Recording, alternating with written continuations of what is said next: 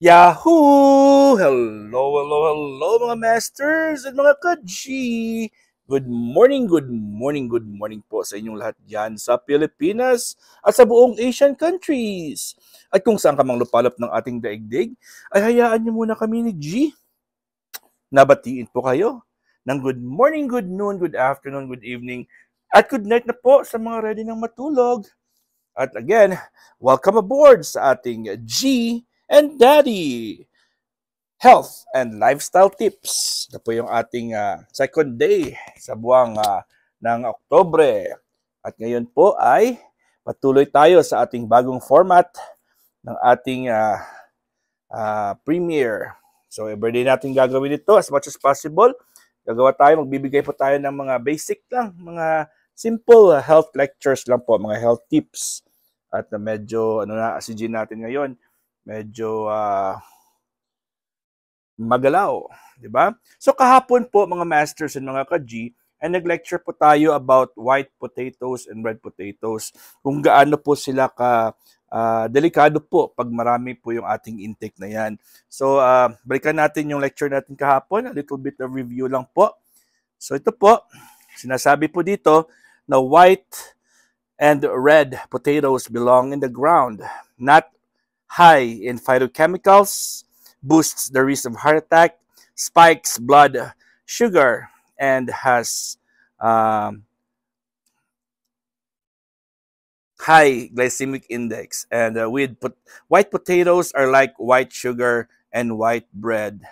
So parang mataas talaga yung ang starch niya. So then raises bad triglycerides and depresses good HDL cholesterol.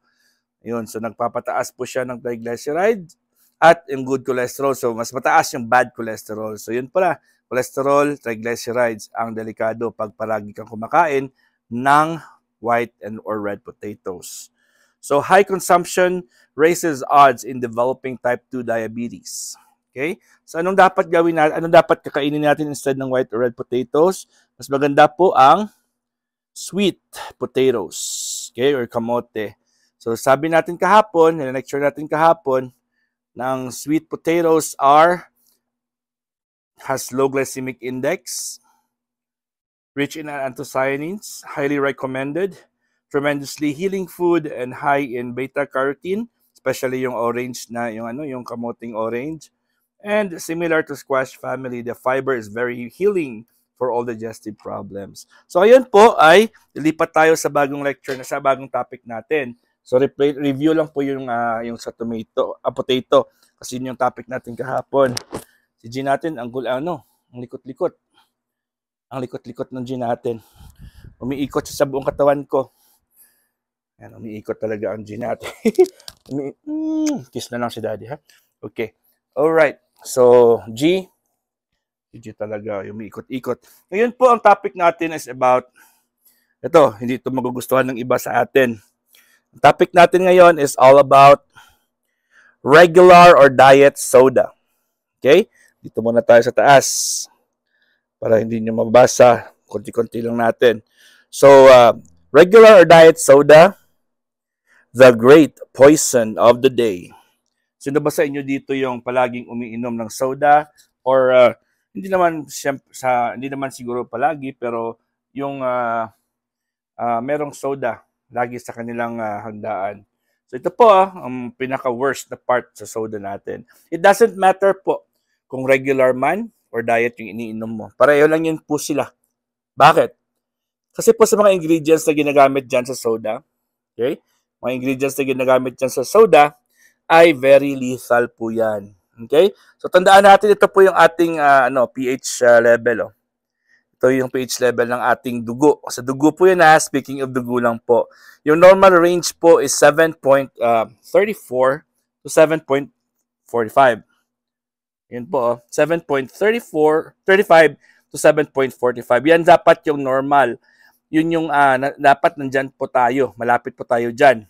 Sa normal range ng blood pH. Dito po, ayan.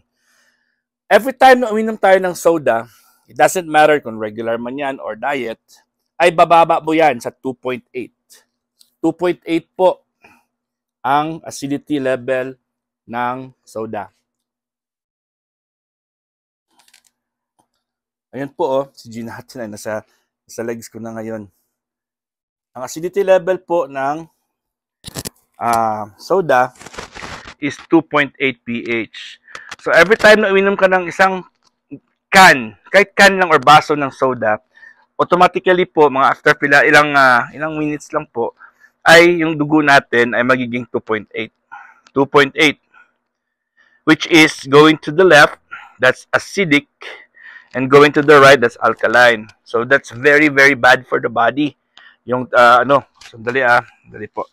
Kasi natatakpan po ng G natin yung aking microphone. Sensya na at nakaikot-ikot po si G natin. Hindi ko alam kung narinig niyo po yun kanina. So, bababa po yun ng 2.8 pH, which is 10,000 times. Soda is over 10,000 times acidic than distilled water. Ang distilled water po ay, nandito po yun ang distilled water, sa 7.0. 7.0 po ang distilled water. Okay? So, kung titingnan natin, mas malapit na po siya sa 7.4, pero slightly acidic pa rin ang distilled water. Pag umiinom po kayo ng mga tubig na merong mga sugar or may mga flavorings, the more na nilalagyan ng flavorings po yan, the more din po yan ang naging acidic. And then, ang masama po dyan is most of the time ay hindi tayo umiinom ng enough water at bumibili tayo ng bottled water. So alam niyo ba po yung bottled water po, ang bottled water ay nalalagay po sa plastic, di ba? Sa plastic po nalalagay ang bottled water. Hindi naman po yan kristal eh. Pero kung plastic po, ang lalagyanan ng bottled water, hindi natin alam kung saan po tinatago yan. Pwede namang taguin po yan sa warehouse nila or sa mga delivery truck nila at naiinitan po yan. At isa sa mga ingredients po ng bottled water, kung paano gawin yung bottle ng tubig, plastic bottles. We're talking about plastic bottles. Hindi po yung the whole na iniinom. So, ang component po para gumawa po ng plastic bottle is is yung BPA or isa sa mga component po yan ng kerosene. Mga kerosene po yan at saka mga plastics na kung yan po ay ma-expose sa sobrang init ay natutunaw po yan. Pag natutunaw po yan ay syempre ano ma-expect mo pag nakahalo po yan kung anong nakahalo po yan sa tubig, kung anong anong sa loob ng bottle na yan ay syempre mako-contaminate niya kasi natutunaw po siya.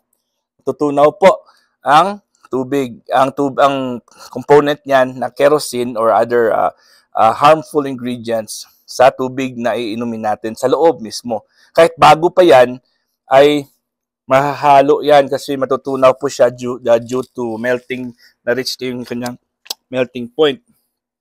G natin humahalik sa akin. No? Ay naku, G. Okay.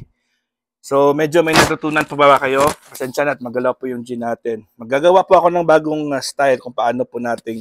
Pwede naman siguro na hindi ko na isasama si G, no? Pag nagle-lecture na ako. Diba? Mga masters. Ayan. So, maglalagay na lang siguro ako ng laptop sa harapan. Diba? Ayun, at magpe-play lang tayo. Sa soon lang po, hindi pa ngayon. Okay? So, ano pa ba? So, automatically po ay bumababa po sa 2.8 pH ang ating dugo, ang ating blood pH. So, masama po yan kasi halos lahat ng organs natin ay madadamage po yan. Pag meron po tayong acidic blood na nag-circulate po sa ating organs, ay yung ating organs ay magsasuffer po yan. Magsasuffer po sila.